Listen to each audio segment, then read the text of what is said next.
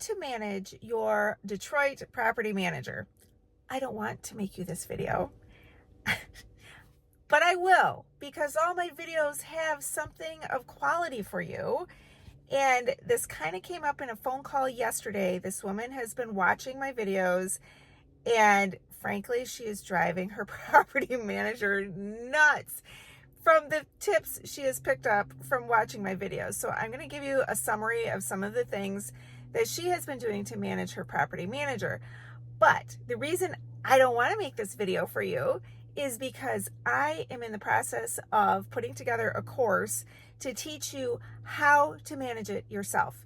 When I hear of the things people go through to manage their property manager, I am scratching my head. Why are you not just managing it yourself?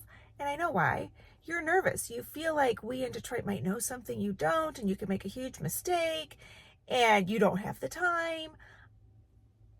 You're spending so much time managing your property manager.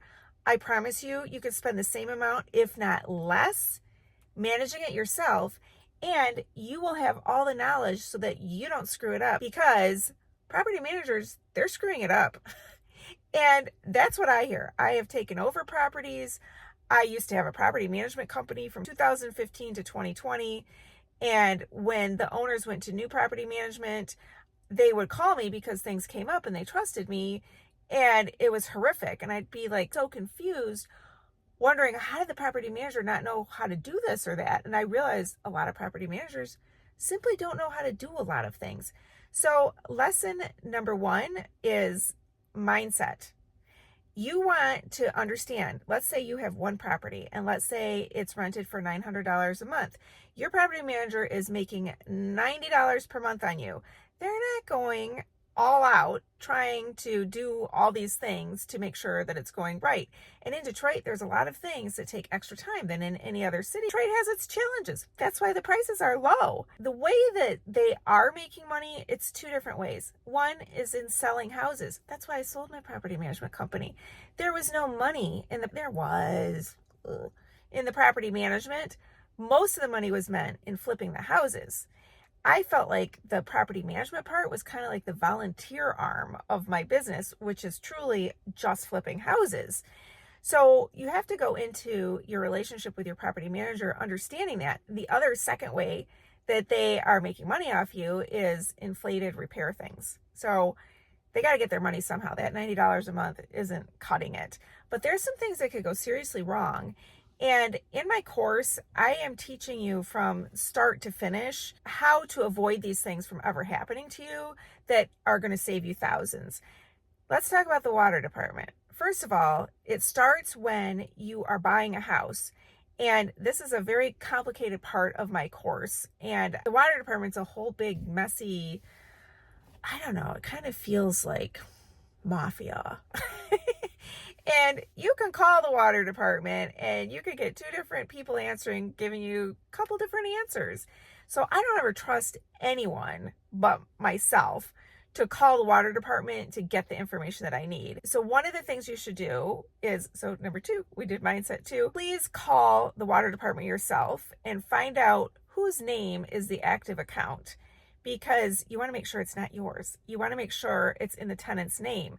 And when the tenant moves out, your second question is, then whose name does it go to? Does it go to your name, or is it somebody else? If it goes to some other name, that's actually your bill. So you want to figure out how bad is that bill. Could be an hour-long phone call, and property managers, they don't do this. I asked one once, why aren't you getting the owner's bill set up? Oh, we wait till the tenant moves out to do that. I'm like, I would like that all set up in advance. There's a whole big science to this. There's a lot to it.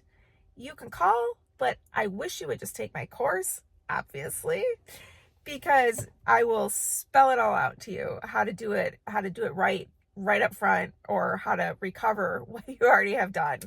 Before I go on, it's helpful to me if you give this a like, a comment. I love your comments. I do read them.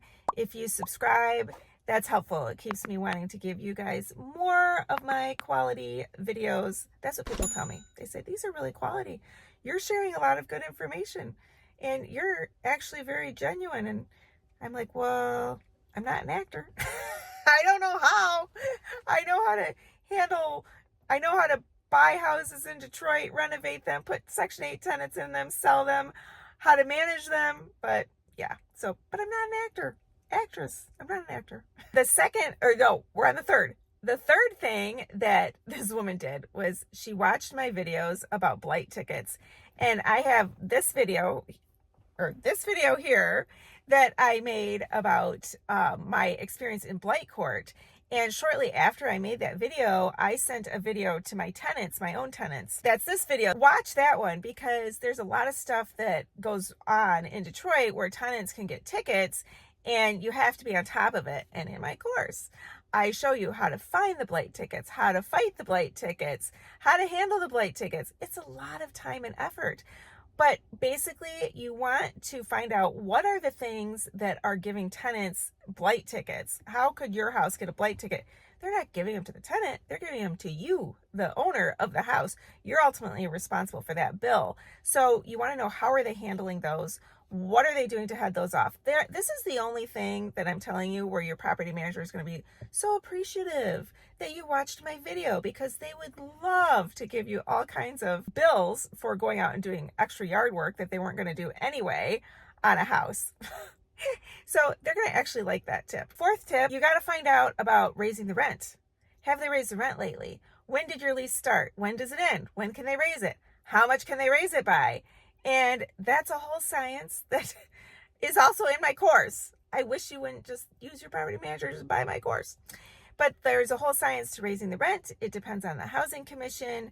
If you have a Section 8 tenant, it depends on, HUD has this fair market rent amounts that are very misleading.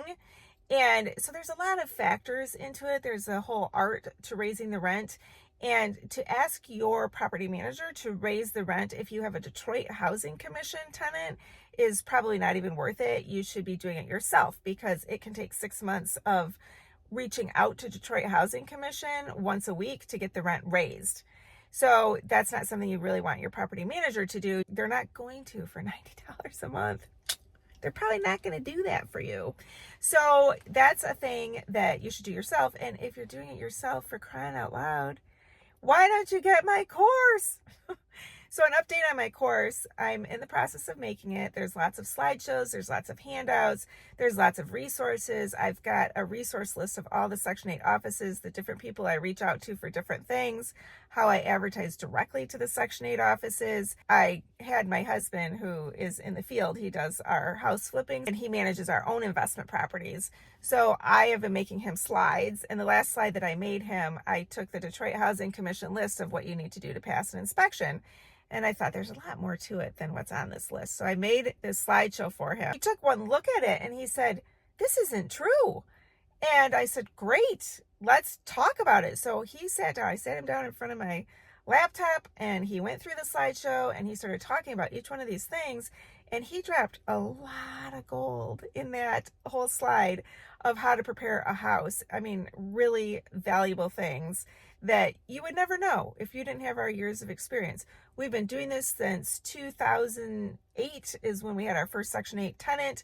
In our first house, we bought the house in 2007, put the tenant right in 2008. And we've been working with Section 8 since then. So we've been through a lot of inspections, and we were thinking we're probably at right around 300 houses that we've flipped. So we know how the city of Detroit works. We know how to get your house city certified. We know how to get through a Section 8 inspection. We have so much to share, and we would love for you to manage it yourself. That's the name of my course. Manage it yourself, Section 8 rental mastery, the Pat and Monique method. For a while there, I was just saying the Monique method. And then I heard my husband make that slide, and he's got a couple other slides that are full of gold. And I thought, oh, that was bad. It's the Pat and Monique method. So you're going to love it. And it also comes with a once a week group coaching. You'll get to hear the other students, ask their questions. You'll get to figure out buying houses in Detroit. And over the weekend, I made a few slides about how I buy houses in Detroit. And we can put you in connection with different deals in Detroit to buy the houses. So we're trying to make it like a one-stop shop so you can keep your profits and stop donating them to your property manager. So I gave you some tips. You'll see Maybe you're not there yet to like drop the property manager. Maybe you're too nervous. You could try my tips, see how it goes for you, see if they go to bat for you. If not, manage it yourself. Thanks for watching.